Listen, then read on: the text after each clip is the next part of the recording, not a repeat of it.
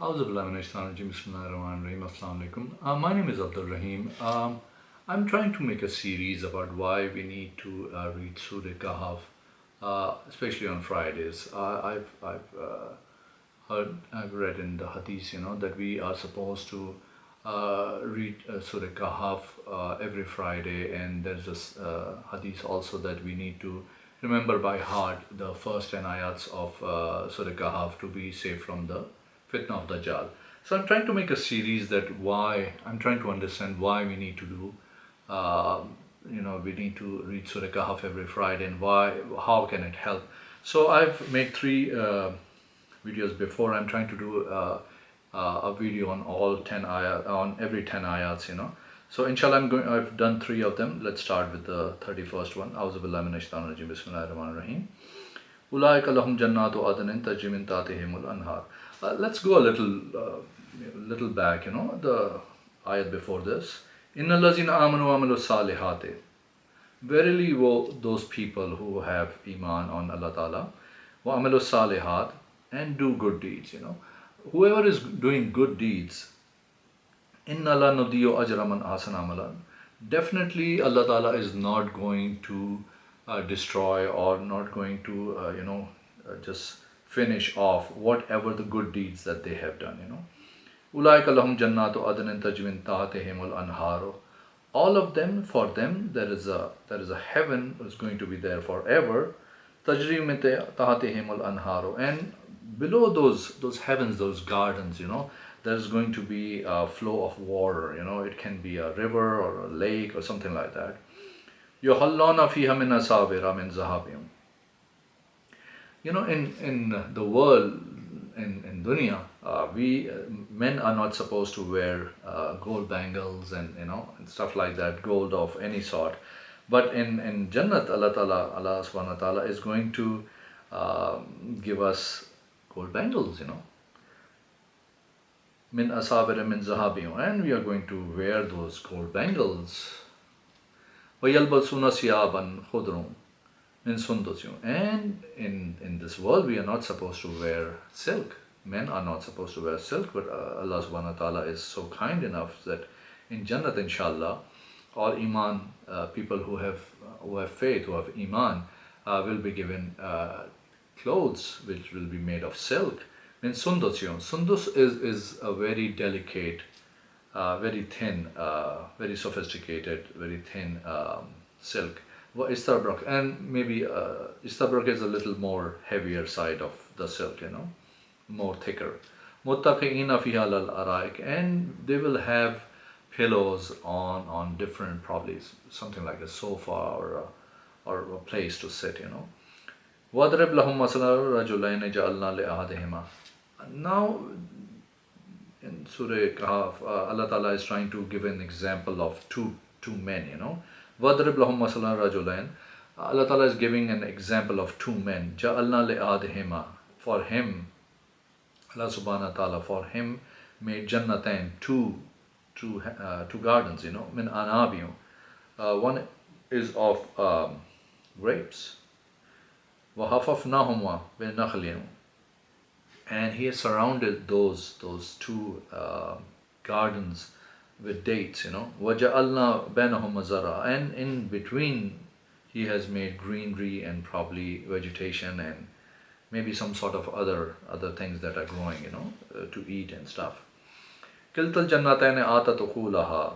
So both of these gardens are bringing their food. وَلَمْ تَظْلِمْ مِنْهُ شَيْئًا. And Allah subhanahu wa ta'ala has given everything, that He has not left anything. All that is needed has been given in those two gardens. وَفَجَرْنَا خِلَالِهُمَا النَّهَرًا. And He has made in between nahari, like a lake or river. Like we were just discussing heaven, heaven has these lakes, and heaven actually is a garden. So Allah Ta'ala subhanahu wa ta'ala is trying to explain.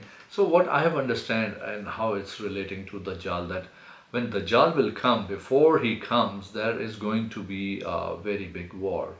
My understanding, wallahu alam, it's going to be a nuclear war, And in that nuclear war, the 3 years after that, because of probably nuclear clouds and those clouds that rain will stop, and I've heard that for the first year rain will stop by 25%, the next year it will stop by 50%, and then third year complete 100% rain will stop, wallahu alam.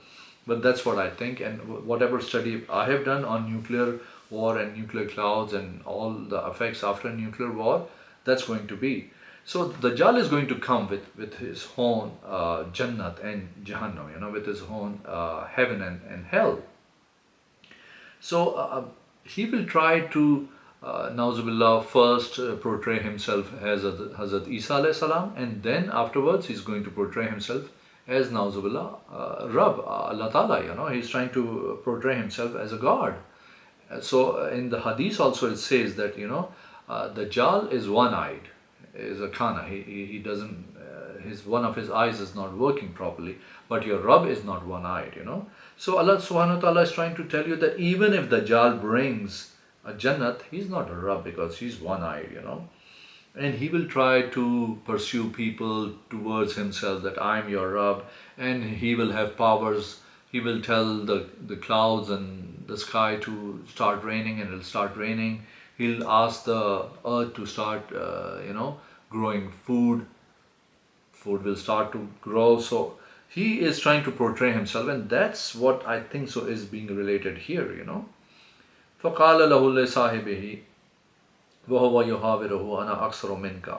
So the one that Allah Ta'ala is trying to explain about, is trying to give an example about two men. The first one has been given these two gardens, and he is talking to his friend, and he is like an arrogant guy, he's saying, Ana aksaru minka maalum wa azu anafara.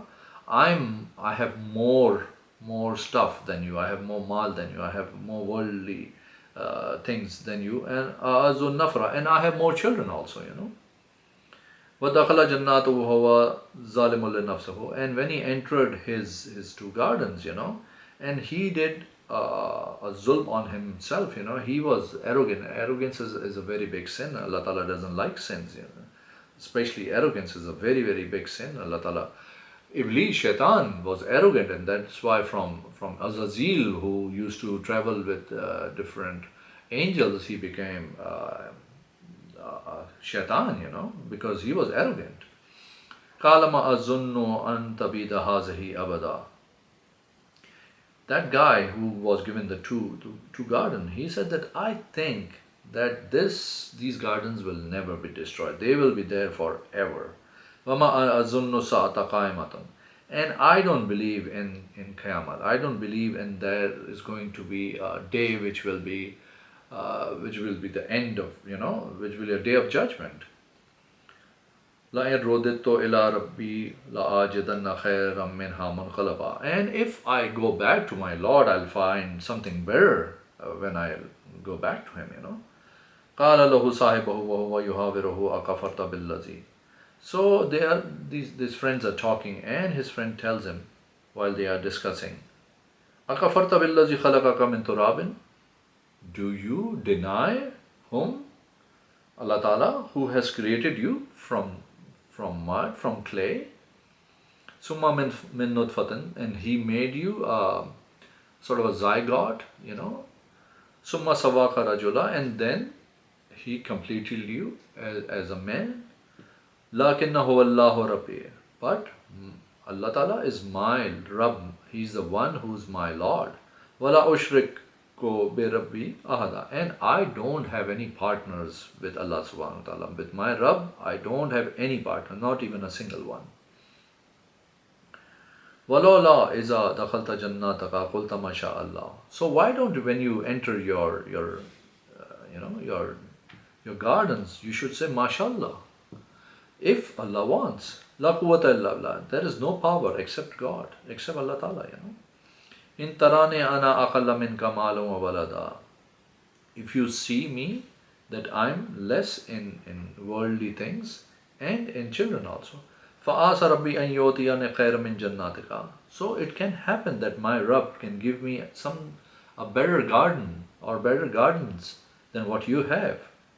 وَيُرْسِلَ عَلَيْهَا حُسْبَانًا مِنَ السَّمَاءِ فَتُصْبِحَ صَعِيدًا زَلَقًا, and send upon your gardens, or on you from the heavens, something, azab or something, which will make your gardens completely barren, completely like mud, they'll be destroyed completely. So inshallah, this is my fourth video on Surah Kahf. We completed the next 10 ayats, and inshallah we are going to make the next one for the next 10 ayats, inshallah. Please, if you have not subscribed to my channel, please do like this video and give me your comments. Thank you. Assalamu alaikum.